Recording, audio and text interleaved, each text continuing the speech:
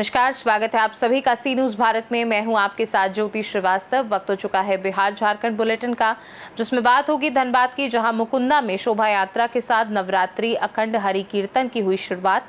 आगे बात करेंगे गिरिडीह की, जहां रात के अंधेरे में धारदार हथियार से हमला कर गंभीर रूप से चाचा भतीजा दोनों को किया गया घायल। ऐसी तमाम खबरों पर विस्तार से डालेंगे नजर। धनबाद बलियापुर प्रखंड के मुकुंदा हरि मंदिर में आज से श्री 108 नवरात्रि अखंड हरि कीर्तन का शुभारंभ हुआ। कीर्तन की शुरुआत सुबह शोभा यात्रा के साथ की गई, जिसमें सैकड़ों श्रद्धालुओं ने भाग लेकर भक्ति का अद्भुत दृश्य प्रस्तुत किया। शोभा यात्रा मुकुंदा हरि मंदिर प्रांगण से शुरू होकर अलगडीहा शिव मंदिर होते हुए वापस मुकुंदा हरि मंदिर पहुंची। कीर्तन स्थल को विशेष सजावट के साथ तैयार किया गया था। 9 दिनों तक चलने वाले इस अखंड कीर्तन में झारखंड और पश्चिम बंगाल के कलाकार हिस्सा लेंगे। आयोजन के आयोजकों ने बताया कि परंपरा पिछले 105 वर्षों से गांव में सुख शांति और समृद्धि हेतु चल रही है और इस वर्ष इसका 106वां वर्ष पूर्ण हो गया है। आयोजन को सफल बनाने में अध्यक्ष हीरालाल गोराई, सचिव नरेश चंद्र महतो, कोषाध्यक्ष जयराम रवानी और ग्रामीणों का भरपूर सहयोग रहा। भीड़ को नियंत्रण में रखने के लिए नवयुवकों समिति के गणमान्य लोगों और तीसरा प्रभारी वान्य पुलिस बल तत्पर नजर आए। सबसे पहले आपका न्यूज़ भारत को चैनल को नमस्कार। और ये मुकुंदा ग्राम में जो नवरात्रि अखंड हरि कीर्तन हो रहा है, इसका आज 106 साल हो रहा है। इसका शुरुआत का ये हुआ कि शुरुआत के पहले गांव में महामारी फैला था और बहुत ज़्यादा मृत्यु हो रही थी। इस गांव में नहीं था, बगल में अलगडीहा है, अलगडीहा में फैला हुआ था महामारी। मैंने लाश को फेंक के जला के आ रहा है, फिर देख रहा है गांव में लाश और पड़ा हुआ है। उस समय हम लोग का पूर्वज लोग आपस में बैठक करके और निर्णय लिया, या तो कोई बोला था कि भगवान का नाम स्टार्ट करो तो कुछ राहत मिलेगा।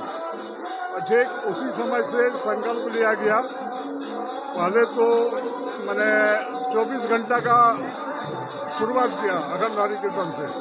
24 घंटा के बाद 48 घंटा किया गया और 48 घंटा के बाद नवरात्रि शुरू हुआ। और ऐसा हुआ कि जब से यहाँ शुरू हुआ कीर्तन, वो बगल के गांव में ही महामारी उधरे से ही गया, मुकुंदा को टच नहीं किया, टच नहीं कर सका। बस यही इसका महत्व है। और उस समय से जो चलते आ रहा है आज तक हम लोग चला रहे हैं। कालीचरण महतो, मुकुंदा। धन्यवाद। बहुत ही अच्छा लग रहा है।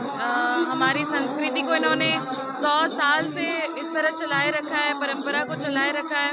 और यहाँ पे आके भी पता चल रहा है कि कितना अच्छा सकारात्मक मतलब भाव मिल रहा है हमें यहाँ पे, और बहुत ही अच्छा लग रहा है यहाँ पे आके।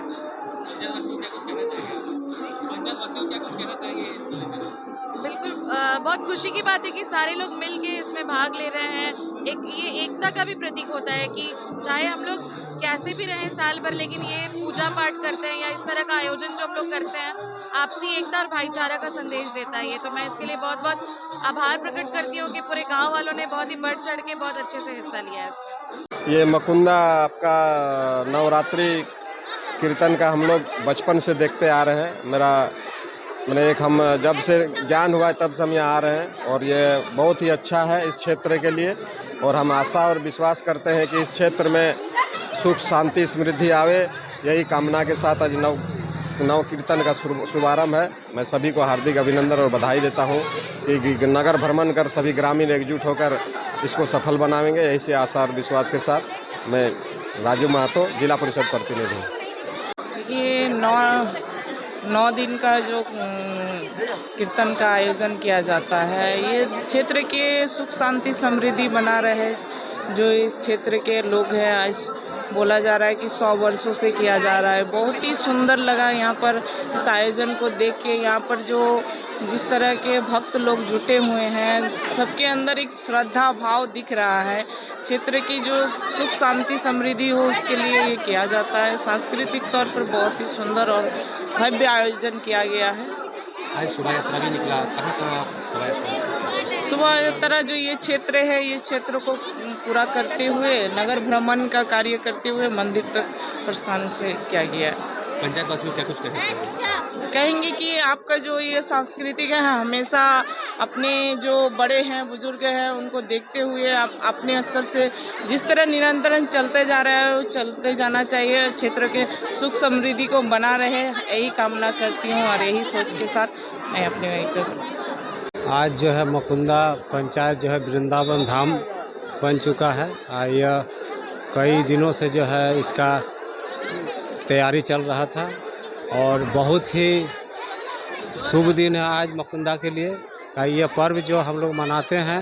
इसका एक कारण है कि बहुत पहले जो है यहाँ हैजा का बीमारी हुआ करता था और उसको ठीक करने के लिए जो है ये पर्व को मनाया गया। तब से हैजा का बीमारी जो है ठीक हो गया और पूरा गांव जो है ठीक से चलने लगा और उसी समय से जो है हमारा हरि कीर्तन जो है यहाँ चालू हुआ। ये कितने दिनों का होता है और क्या कुछ इसमें किया जाता है? ऐसे तो नवरात्रि है लेकिन लोग बढ़ाते भी हैं 2 दिन, तो 11 दिन का इस बार होगा और 12वां दिन जो है कुंज भंग होगा। नवरात्र अखंड हरि कीर्तन ऐसे जो नियम है। की बात किया जाए की कहाँ से लोग आ रहे हैं? उसका हम आपको चार्ट दे देंगे, आप देख लीजिएगा, है ना, कहाँ से आ रहे हैं।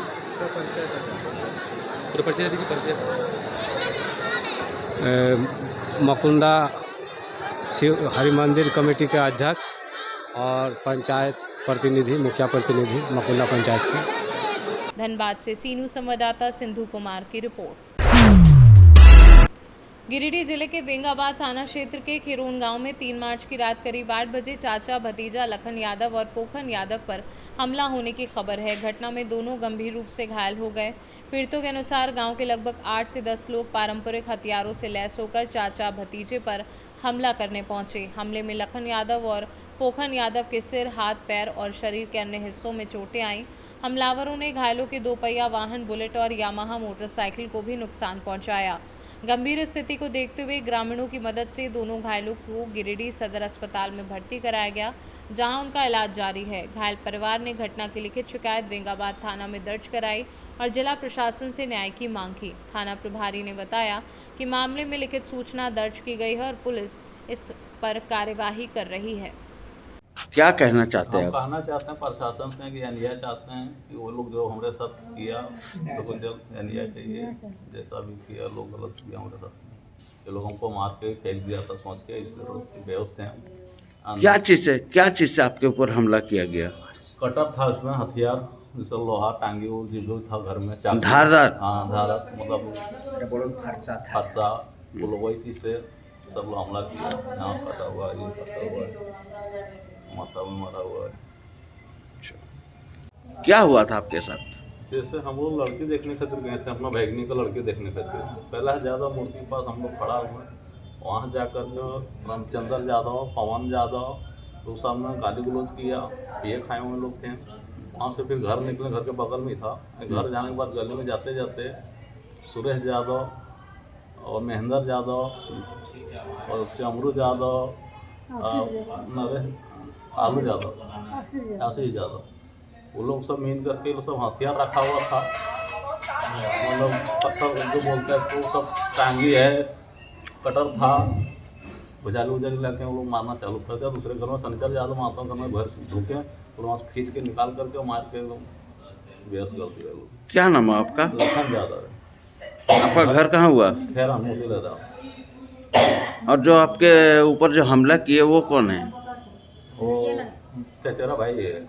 कहाँ के रहने वाले हैं? वहीं का है, खैरने का, रामचंद्र यादव खैरने। मेरा मोतिहारी है ना। अच्छा, मतलब मोतीलेदा पंचायत के? हाँ, मोतीलेदा पंचायत। तो क्या कहना चाहते हैं आप?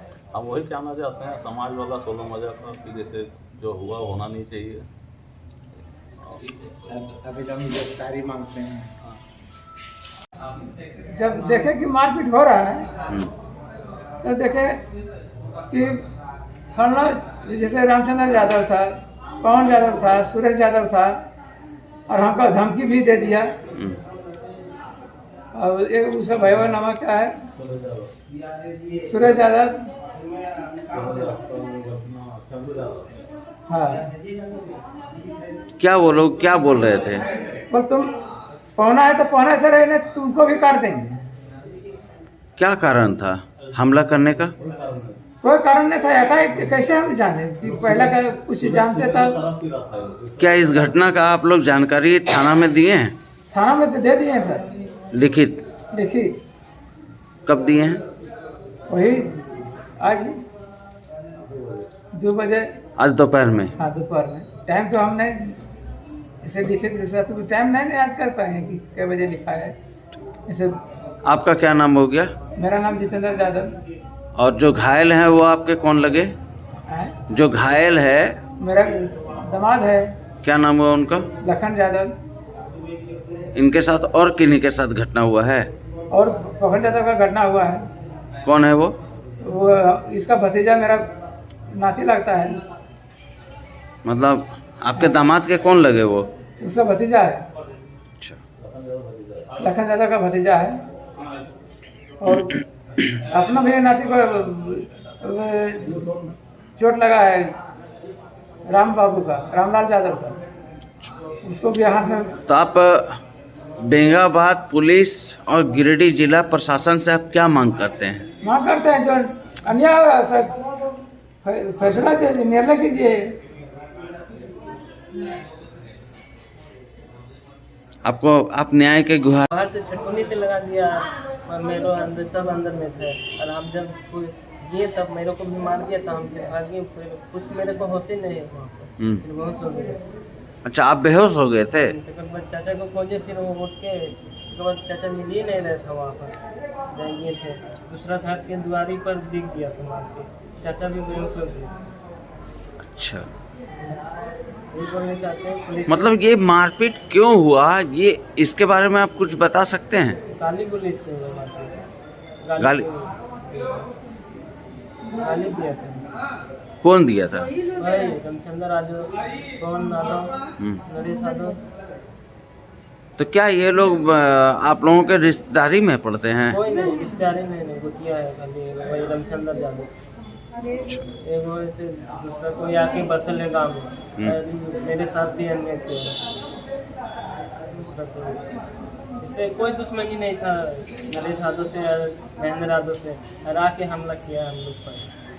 क्या वहाँ के मोतीलेरा के जो स्थानीय मुखिया हैं उनको इस घटना की जानकारी है? जानकारी है, जानकारी दी है, अब आया है। क्या बोले वो? बोले देखेंगे, बोलिए पहले इलाज खिलाए। और थाना में क्या बोला गया बाबू? थाना में बोला सुबह आएंगे कल 5 तारीख को। 5 तारीख को आएंगे। ठीक। क्या नाम हो आपका? ललिता। क्या हुआ था? झगड़ा हुआ था मेरा पति के साथ। क्या नाम है आपके पति का? लखन यादव। कहाँ रहने वाले हैं?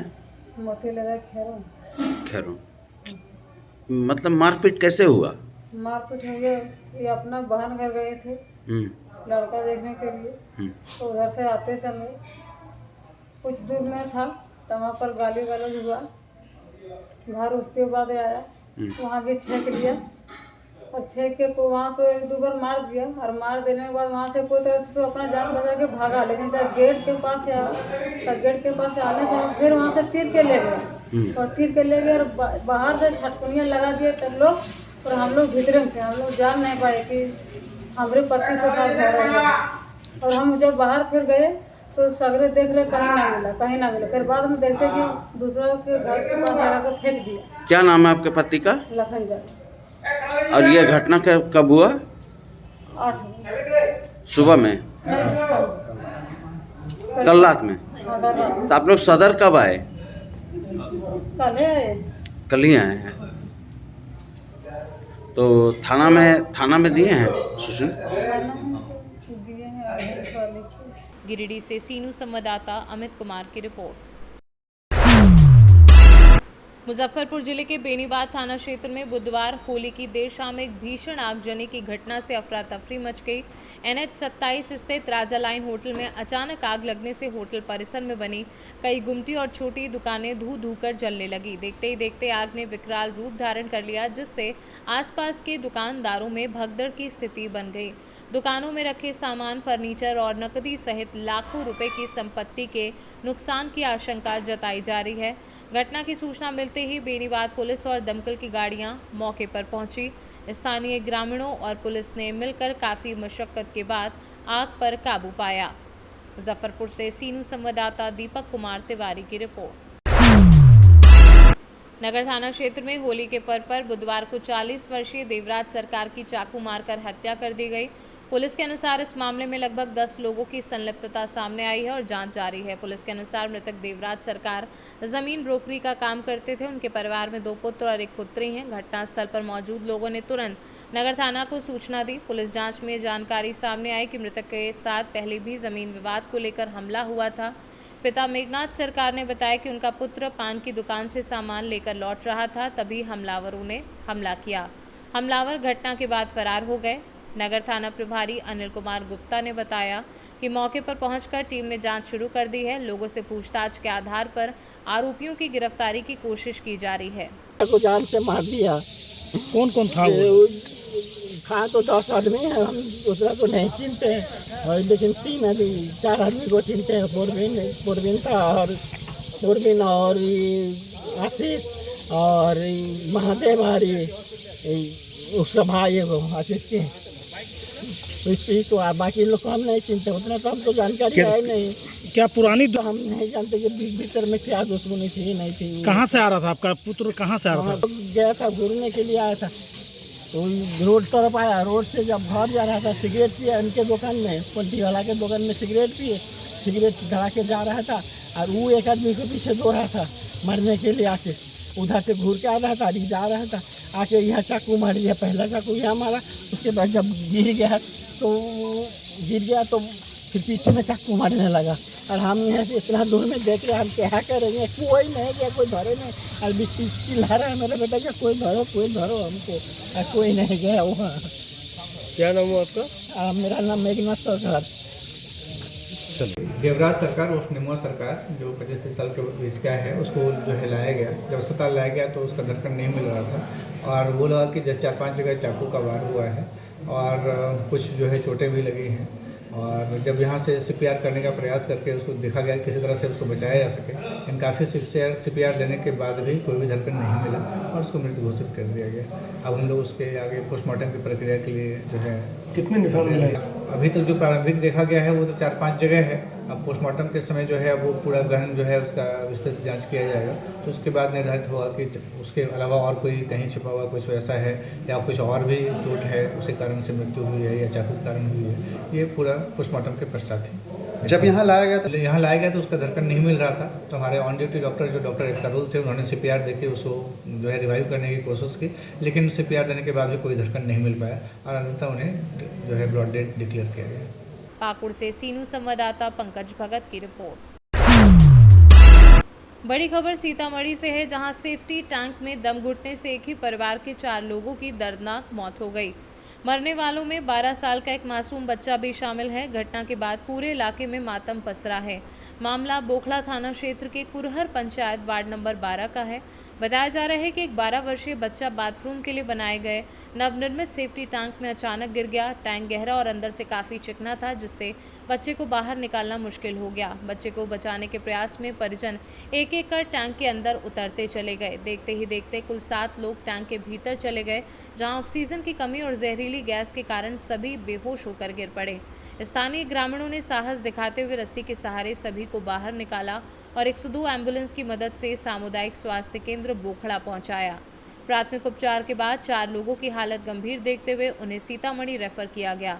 इलाज के दौरान बुधवार को 4 की मौत हो गई। वहीं पुलिस मामले की जांच में जुटी है। जैसे हमारे देवर मछली बेच के आले कल गई 50 किलो हमारे देवर 50 किलो हमारे पति वाले बेचेला। हमारे देवर वाले तो कल के भैया से मछली ला लियो से 18 गो पीस मर गेल हो जाची। हम बागर बन मछली के अथी लावे बर्फ लावे ताले बर्फ लावे जाए ताली बोला के ले गेले जे ना ओय में गिर पड़ले तब इहो बेहोश हो गेले। हमें ध्यान के लिए बचावे वो बेहोश हो गेले, सांस के लिए बचावे वो बेहोश। सीतामढ़ी से सीनू संवाददाता रवि कुमार की रिपोर्ट। बिहार झारखंड बुलेटिन में फिलहाल के लिए इतना ही। बने रहिए सी न्यूज़ भारत के साथ। हर खबर आपके साथ, आपके हाथ।